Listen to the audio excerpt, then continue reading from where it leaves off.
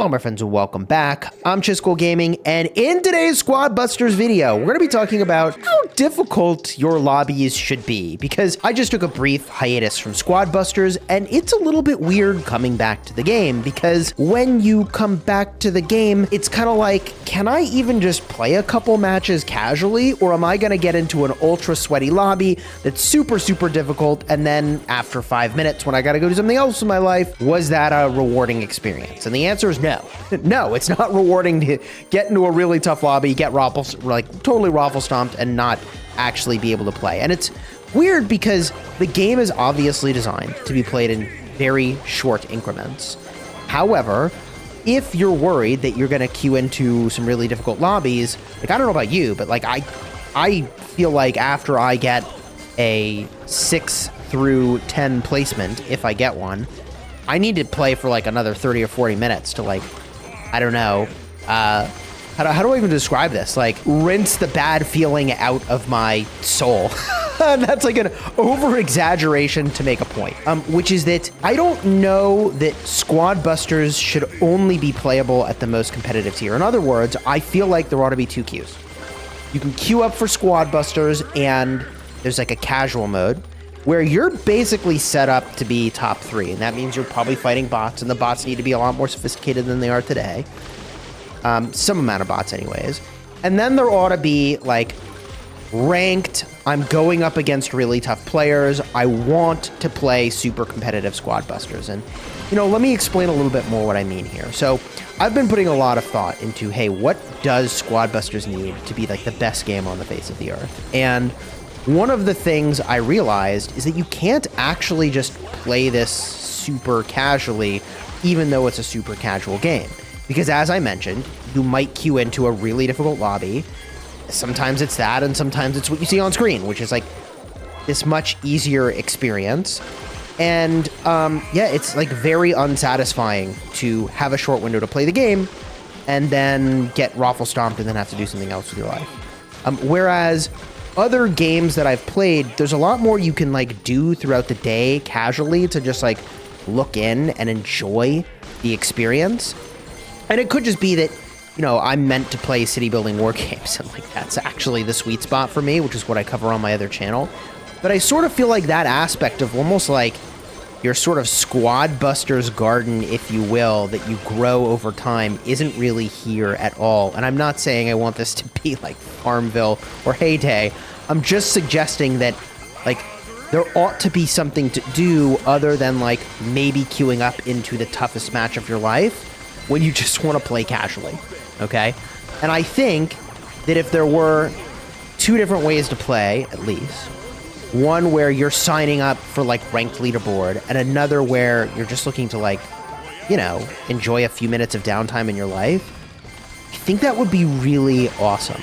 But let me know your thoughts down below in the comments. My general sense here is that there's a right amount of challenge in a game, and that right amount of challenge pushes you such that maybe you could win, but you have to play your best to really get the W.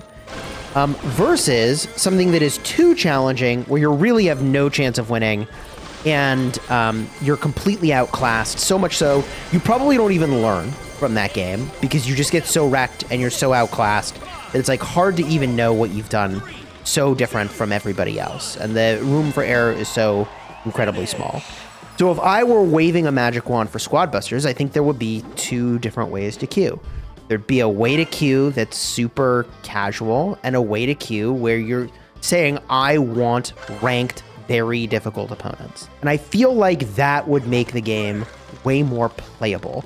Now look, that's just me. Let me know your thoughts down below in the comments. Do you prefer how it is today, where you queue up and you have absolutely no clue what you're gonna get? Maybe this is only a problem that I'm having because I used to be in Squad League, but now I'm not. But now I'm not playing like 4 hours a day. I'm like dropping maybe 20 or 30 minutes a day, if I can play at all, right? Like maybe this is a unique problem. Do you have this problem?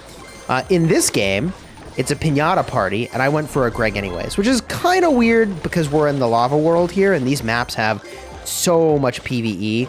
But a Greg is generally a very good choice. This is actually, I think one of the weaker maps for Greg, as I was mentioning, because there's so much PvE here. You can see I'm in 5th place, and there's 2 reasons why. One is I'm not in the middle, and this is a very important map to be in the middle, more so than like any other map, because there's just so much more to do.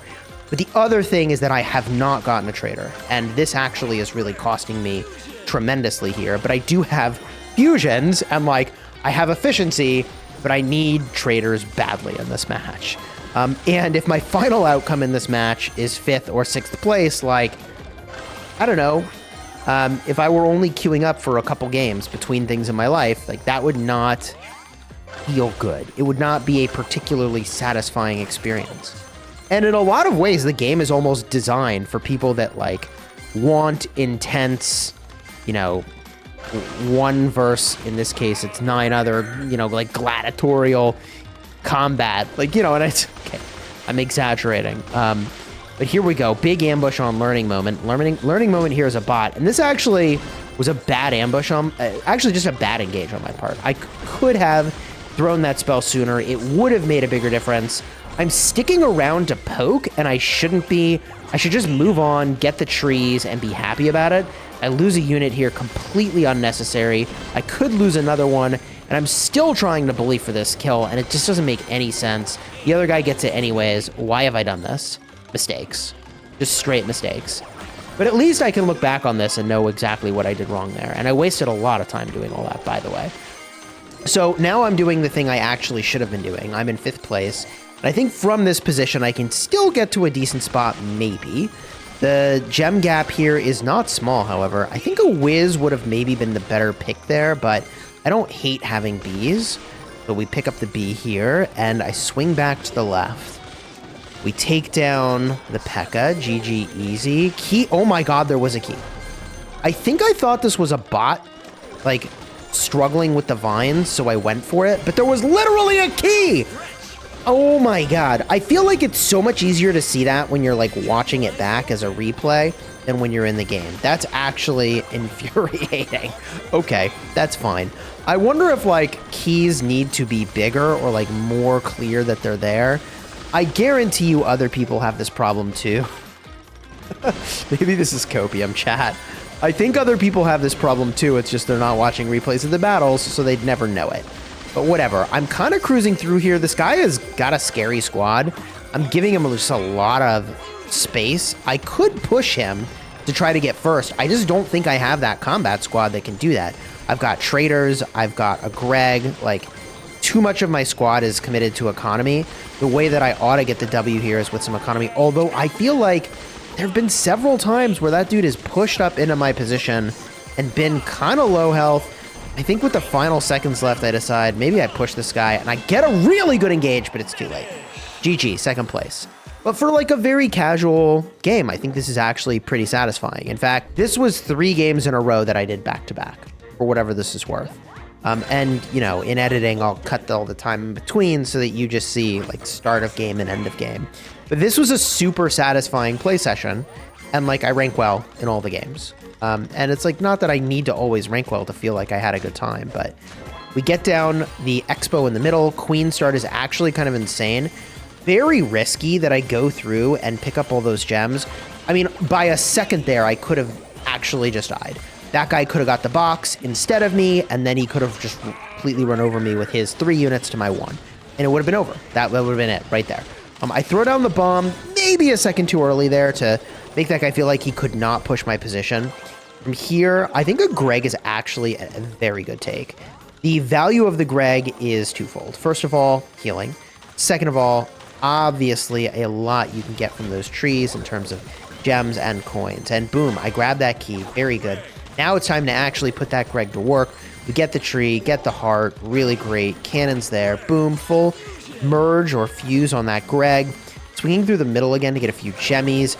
But because this is a super gem mine, it's definitely worth staying near the middle here to get all the gems that are going to come from the middle. Swing to the right. What do we get? Trader is awesome. I don't have enough coins here to actually squat up yet again, although I want to. Kind of pushing this guy. Get a nice little stun on him. And boom, fuse on the trader. So we're looking at a couple fused units in the squad here, but nothing too crazy.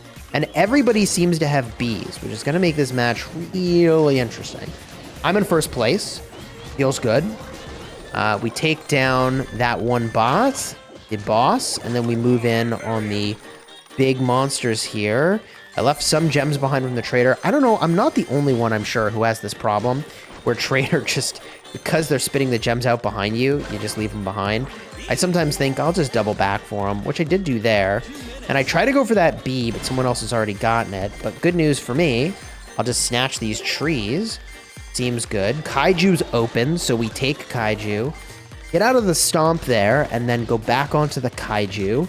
Looking to ideally squat up here. I get the gems from my trader. Dodge that guy's lightning almost. And I feel like I should be picking more of the wizard here for the double spell slot. Seems really valuable. But whatever, I swing back down, take down the bot, get rewarded with a boss. Seems good. Take down the boss. Squad cost is getting pretty high, and we just continue on that plan here, looking to build toward a fusion with those hogs, but not quite there yet. A lot of trees to go for, but there's also just a shocking amount of bees. I decided to just swing through the middle, get those gemmies, pressure that guy a little bit, and I should go get these trees, although someone else is there. It's kind of awkward. They've got the classic bee theme, by the way. And whoo, more gemmies through the middle. I'm chilling in first. I push onto this boss, eat the log, whatever it is, what it is. If that guy had held the log, he could have pushed me and got all that loot. I take a Mortis, which I think is actually very sus here. I think the Battle Healer would have been a better top-off at this stage in the map. But it's not terrible getting the monsters into your squad. And I'll take out a few of those passively as I go here. It's going to give me protection as I move in toward the middle here, and I want to control the super gem mine at the end. That said, you don't need to be on top of it like I am. You'll see here the gems are going to go literally every which way. So looking pretty good so far. More gems out of the gem mine, and I can get this tree. I'm chilling in first by a pretty healthy margin. I pop that guy's, I think Mortis is what that was, and I grab some gems out of the mine here. You see why I didn't really need to be right on top of the mine. And you do want to be in the middle of the map at the very end. GG's, first place. So where am I at, right? One of the things that I'm looking for in Squad Busters is the ability to play casually. Can I do that? And if every time I queue up for a lobby, I feel like I'm up against the toughest opponents in the world, that kind of sucks. This play session was not that. First, and then second, and then first again. Like, I feel like the game ought to basically set you up again, if you're playing in the casual mode, to be getting like first through third, and increase the difficulty if you are constantly getting first. And if you're constantly in that like third, fourth range, then it would ratchet down the difficulty. And that would happen sort of like slowly over time, so that like, you know, one bad game doesn't just like wreck you. And then a separate sort of, I don't know, gladiator queue where you're actually saying, I want to play against the best and the best right now. And that's where your, you know, ladder rank comes from. That I think would be cool, right? A differentiation of like, hey, this is my squad league rank, which is actually playing against all players, and it's the best of the best. And it's like people that are actually matched to my skill level, and my rank changes in accordance with like the skill level of the players in my lobby, versus like, I don't know, a way I can just log into the game and enjoy myself for a little bit and then go about the rest of my life. Your thoughts down below in the comments. And if you want to see the video where I came back from a hiatus from Squad Busters, check the card right over here. I talk about how, you know, I wasn't quitting the game, but these are the things that would matter to me if I did end up quitting the game. And here's why it would happen. That video right there. Check the card.